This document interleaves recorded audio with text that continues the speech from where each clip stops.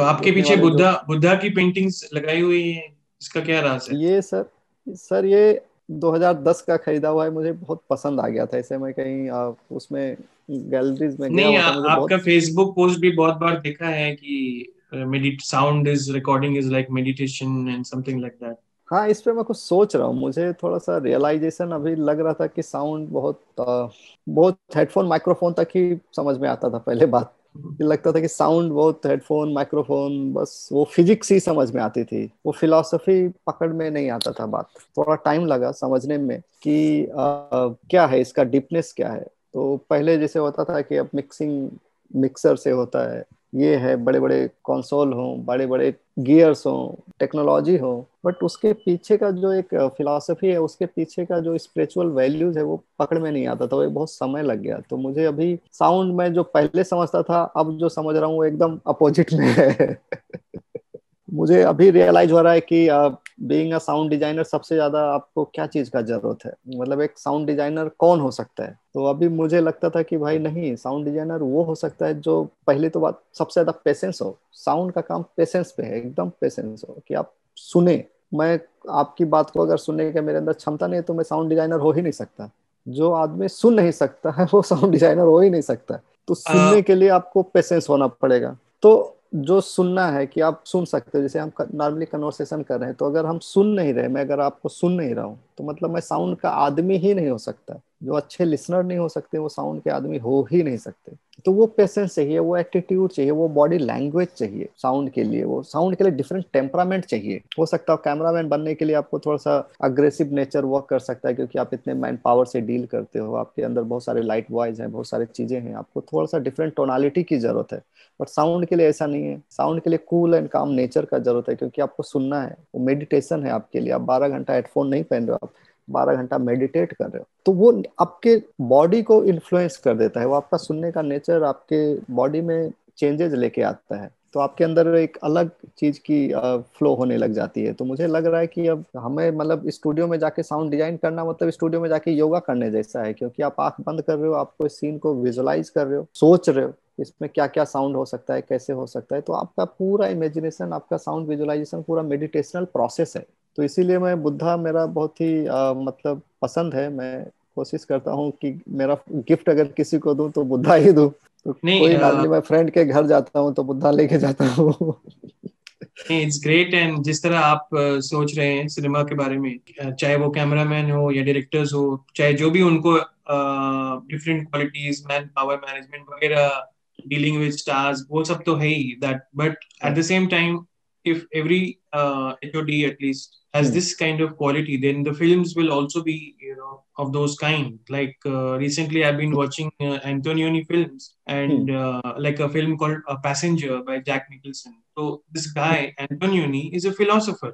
He's hmm. a filmmaker, but he's also a philosopher. So hmm. he's also managing hundreds of people. But this quality which you're saying is very hmm. important for an artist. True, true. I think certain if people are working like I think 10 14 beginning of the career we don't realize कि क्या है। जब मैं SRFTI में I didn't know that कि what is this things, what is sound actually, I didn't know that. I just know the definition of the physics, जो physics में sound को define करते हो कि physics के language में sound को कैसे, sound is a vibration। तो बेसिक चीजें पता होती थी। जब हम इंस्टीट्यूट में गए तब भी लगता है कि अच्छा ये माइक्रोफोन से सिग्नल आता है, आप इसको एक रिकॉर्डर में भेजते हो, हेडफोन से सुनते हो या स्पीकर में सुनते हो, तो ये एक उसमें इक्यू करते हो, प्रोसेसिंग करते हो, एक बेसिक मैकेनिज्म पता होता है। बट ये जब आप उसको इतने क्लोजली डील करते हो और कुछ सालों तक, तो मुझे लगता है कि आपको तब पकड़ में आता है वो बात असली।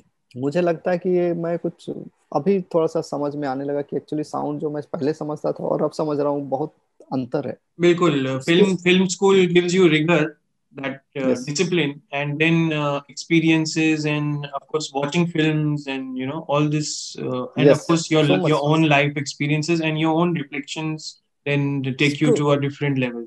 आई रियलाइज माय सन वो पूरा मदर टंग हिंदी सुन सुन के बोलने लग गए वो। 2.5-3 साल के एज में एक बच्चा जो बोल रहा है वो लिख नहीं पा रहा है, पढ़ नहीं पा रहा है, बट पूरा लैंग्वेज बोल रहा है, सारा चीज आप कम्युनिकेट कर सकते हो। 2.5 से 3 साल लगता है कि अगर आप अच्छे लिसनर हो तो कोई भी लैंग्वेज वही से सुन सकते हो, फ्लुएंट, एकदम एक्सट्रीम फ्लुएंट हो सकते हो। और आदमी जब से बोलना शुरू कर देता है उसके बाद अब कोई लैंग्वेज, हम अंग्रेजी नहीं सीख पाए आज तक मतलब, या कोई फ्रेंच नहीं सीख पाए, क्योंकि आपका फिर बोलने लग गए, आप सुन नहीं रहे हो। वो बच्चा है तो बोल नहीं पा रहा, सुन रहा है, तो सुन के पूरा लैंग्वेज, मदर टंग हम कैसे सीखते हैं? मदर टंग भी only learn through listening.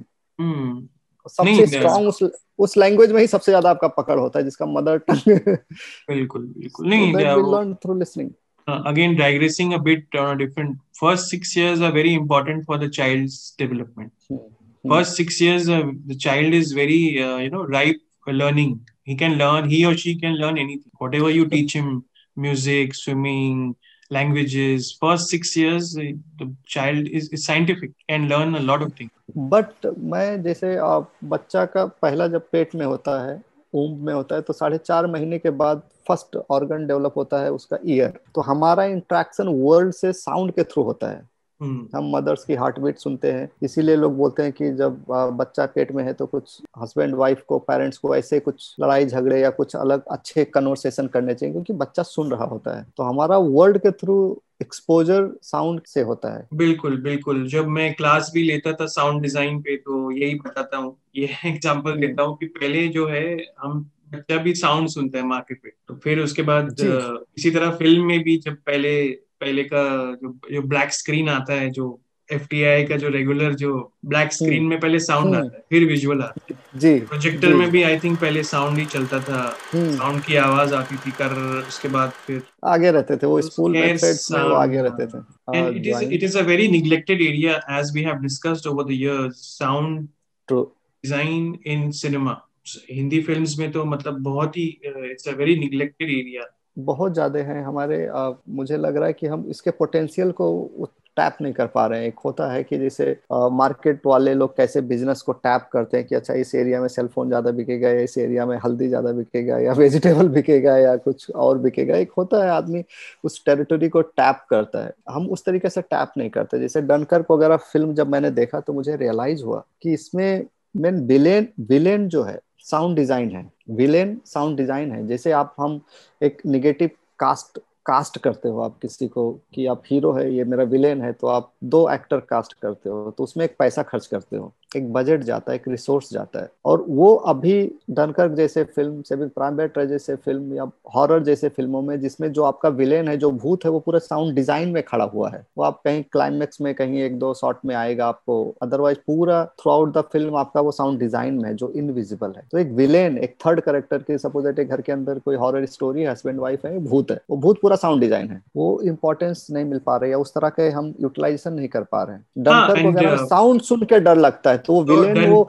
Aircraft का साउंड है, वो साउंड ही सबसे बड़ा विलेन है उस फिल्म में। तो बट उसको ट्रीट करना उस नेगेटिव कास्ट की तरह, उतना रिसोर्सेज, उतना रिस्पेक्ट, उतना उसमें बजट्स आपको इनकॉर्पोरेट करने हैं, तो आप उसको यूज कर सकते हो। बिल्कुल बिल्कुल। तो बहुत सारी चीजें हैं जो मतलब जो छुटी हुई है, जो अनटच्ड है। नजरिया चेंज करना है, इसको साउंड को समझने के लिए एक थोड़ा सा नजरिया चेंज करना है, या उसकी यूज करने के लिए एक नजरिया चेंज करना है। हाँ, कपल ऑफ थिंग्स की यहाँ पे संजय जी जो बता रहे हैं कि एक तो ये कमर्शियल चीजें हैं, मतलब it's not something a boring art house thing.